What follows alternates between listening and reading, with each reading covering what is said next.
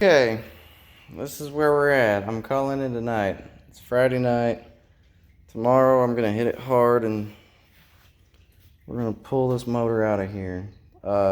Mechanic shop on YouTube said that they took 9 hours to pull this motor out. It's gonna be a fun day tomorrow. I've got a lot of the little nitpicky stuff out of the way. Let me show you what I've done. So obviously I pulled the radiator, the intercooler, the oil cooler, and the AC condenser out. These lines go to the AC condenser, which I remember which one is which because this one goes on top. It's the one that's wrapped in the wire loom. It goes on top. Pulled both batteries out just to make it easier to work on it. Pulled the battery that connects the two. It loops around the top of the cross member here. This is the overflow hose. The hood latch is hanging there. The battery cable that comes around to this side is hanging over the hood. The washer fluid line that's hanging over the side comes around here and connects in right down there on that's over the fender well. So this is what we're looking at. The intercooler, let's see, this is where the water pump is on the radiator. I will pull these hoses off before I send the motor in to get it rebuilt. I've been messaging that place in Kemp. Been messaging the place in Kemp this evening, asking him about stuff. He said he does not have any cores in currently, but he could rebuild mine as long as the core is still good. And I'm like, no, it just has blow by. It needs rings and pistons, but we're gonna go all the way. He was gonna be $3,500 and he only wanted $500 to dress it out. So I'm like, heck yeah, let's do that because that's a lot cheaper than the other place in Kaufman. It was gonna be, I think, $3,600 for the block, and then he wanted another $1,000 to dress it. So we're gonna go ahead. We're gonna go ahead and do the AC compressor. Decided to go ahead and do that. That's why I pulled the AC lines loose. Probably gonna be in the way anyway if I hadn't, because the intercooler or because the condenser is still gonna be connected.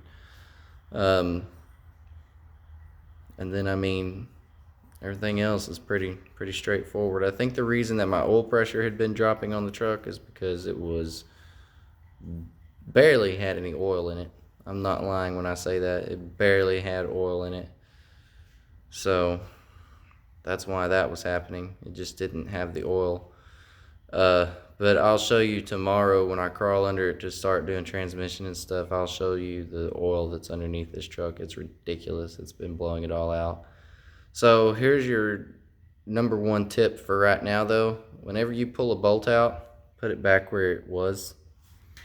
All these, you can see the ones, even the ones that the oil cooler attached to, the AC condenser attached to these on the intercooler. If you pull a bolt out, put it back where it goes. If you pull a nut out, put it back where it goes. Those are the ones that hold the intercooler and the radiator and everything on, hood latch, all that. My intercooler hoses, my intake hoses, the clamps are stuffed in the end of that rubber to hold them so that they don't get moved around. If you pull a part off, put it on the side of the truck that you took it off of. All these parts, well, with the exception of the stuff that goes in the center, the battery, the intake hose, all that came off of this side of the truck, and then everything that's over there came off of this other side of the truck. Lay it out. It'll help you remember it. I've got a whole bunch of multicolored zip ties that I will be using tomorrow so I can make tags and stuff for important wires and stuff like that. And tomorrow we're gonna have fun. Yeah, it's gonna be tons of fun. I'm not sure how we're gonna pull this fan off. I'm gonna have to look that up and see. The shroud will come off, but I'm not sure about the fan. I may take it in with the fan on it as long as the blades don't get damaged. That may be our best bet. Anyway, that's what we're looking at. I'm gonna call it a night. I'm gonna go home and get some sleep so I can hit this good in the morning, and hopefully in about a week we'll have a new engine in here. or this engine rebuilt probably, actually, which I wouldn't mind that because it'll mean that everything VIN matches again. The only thing that won't is the transmission because it's a swap. So anyway, that's what we're looking at, and tomorrow's gonna be a fun day. It's supposed to be cool in the morning too, so yeah, we're gonna have fun on it in the morning. Anyway, y'all have a good night. See y'all tomorrow.